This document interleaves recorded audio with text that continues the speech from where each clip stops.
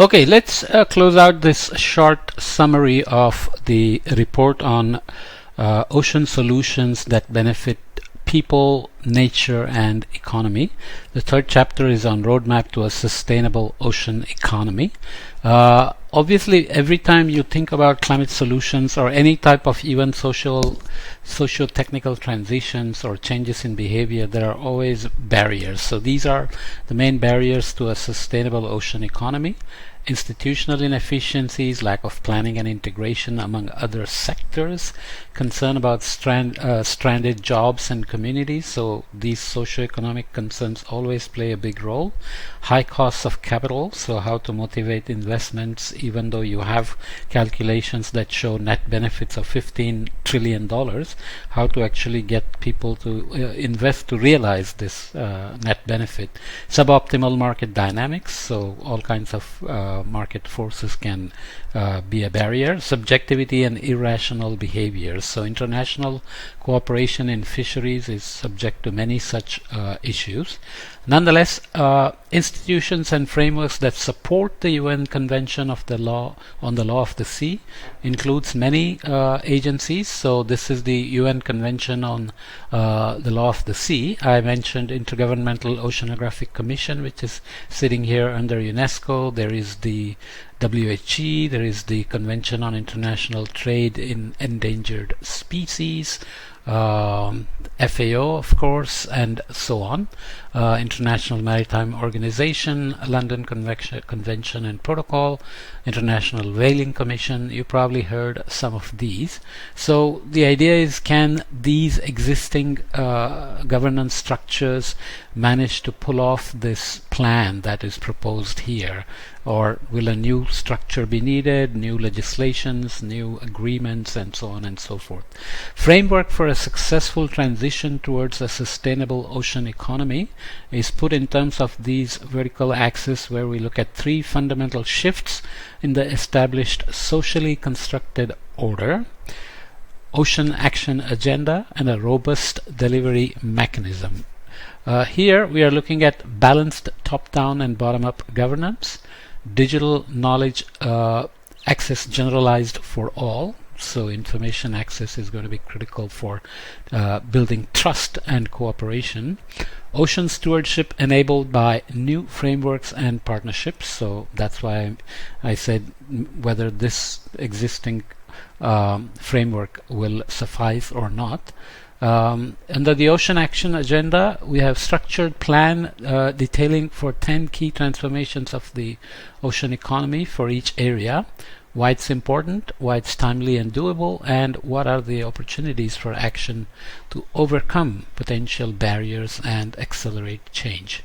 The robust delivery mechanism include local catalytic interventions, national coordinated ocean task forces, and international leadership. Under the UN Decade of the Ocean, many proposals are being invited to develop ocean solutions, and there are many good teams that have been put together by individuals, institutions, and so on. So something will happen by 2030, and this is a good roadmap to keep in mind.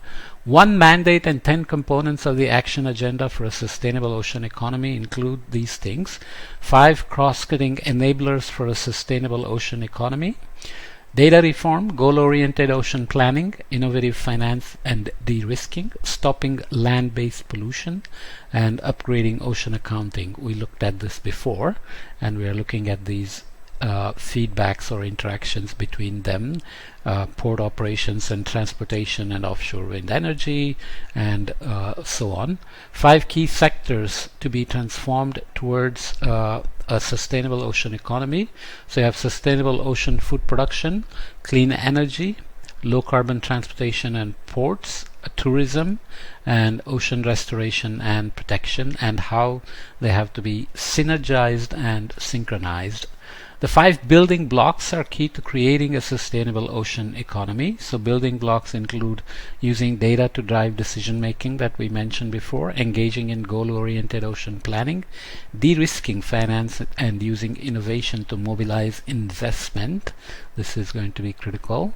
There is a new thing called now impact-based investment, where people invest in companies based on how they will impact the environment positively or negatively, and so on. Stopping land-based pollution, changing ocean accounting so that it reflects true value of the ocean. Key actions here: create global data networks that provide broad and automated access to ocean data, establish, fund, and implement ocean plans for 100% of the area under their jurisdiction. Create pipelines of sustainable investments by providing grants or other forms of support to early stage innovation. Implement a package of solutions that tackles the drivers of pollution, such as reducing unnecessary plastics and safely disposing of waste. We'll see that in a minute. And develop complete sense of national ocean accounts. So here is the plastics story. 1,000,000 metric tons per year. Plastic leakage into the ocean can be reduced significantly only if all solutions are implemented concurrently, ambitiously, and starting immediately. We are in fact already behind. We are already in 2021.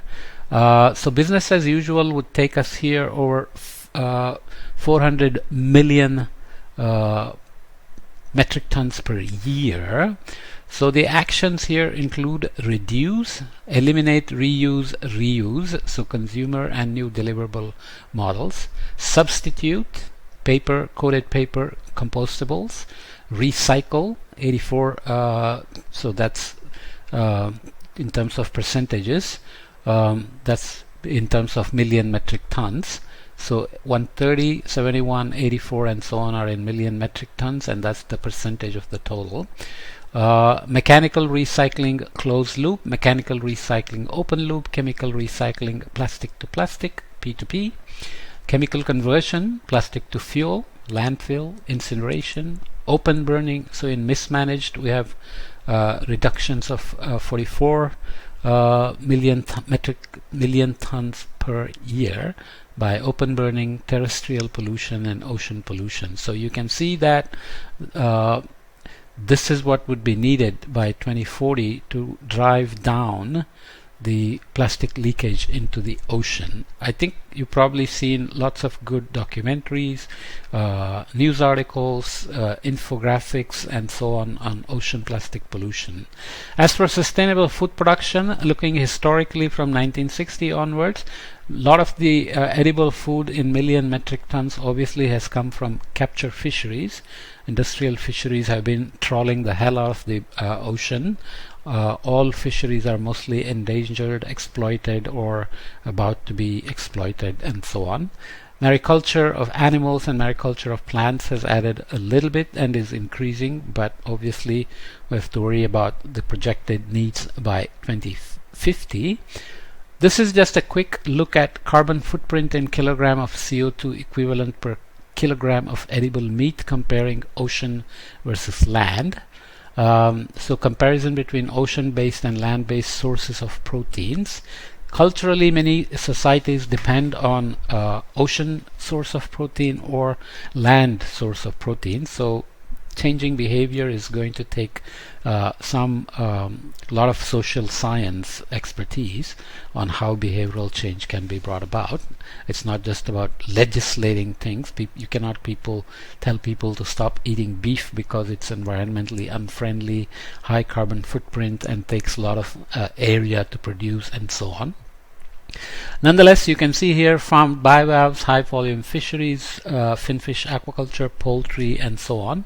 In terms of the potential carbon footprint that can be reduced, beef is obviously incredibly inefficient in terms of environmental resources needed per calorie of food that it produces, and it takes enormous amount of space. So if you look at square meters per kg of edible meat, beef is way out here. So the scale is has to be broken multiple times to cover the range in the same graph.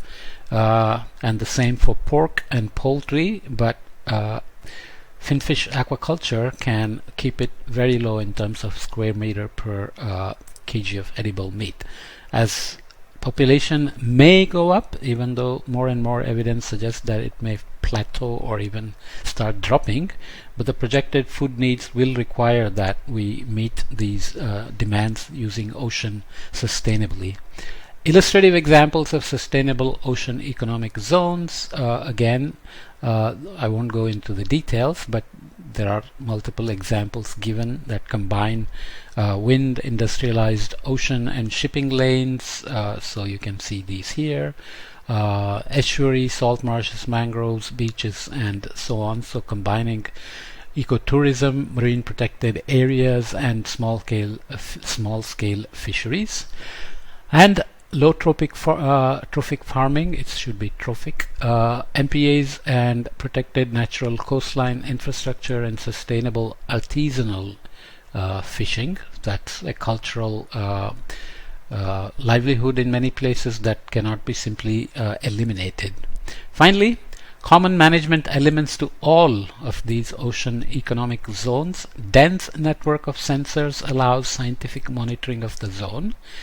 The need for data can hardly be overstated, especially for the ocean, which is far away from where you can look at and legislate and police regularly. So data is going to be very critical for implementation and regulations and enforcement. 100% of the zone is managed according to a plan developed in a collaborative process with zone users. Actions are undertaken in the coastal area nearby the zone to limit land-based pollution. Tailor-made financing mechanisms and guarantees are provided by public sources. Economic health and sustainability of the zone is controlled by a digital dashboard that we looked at for Norway. Scientific attention is made to ensure the benefits are redistributed equitably to communities and women. So this international cooperation is going to depend critically on countries trusting the process, trusting the governance structure, being willing to participate and getting help to manage their food security while following international norms and punishments for participating, right? So that becomes very critical when you talk about equity, access for women, and so on and so forth. So that's a very brief run through this report. It's a very detailed report. You can read all the details. I just wanted to give a brief executive summary in some detail. So this is almost an hour of podcast, so hopefully it helps to read the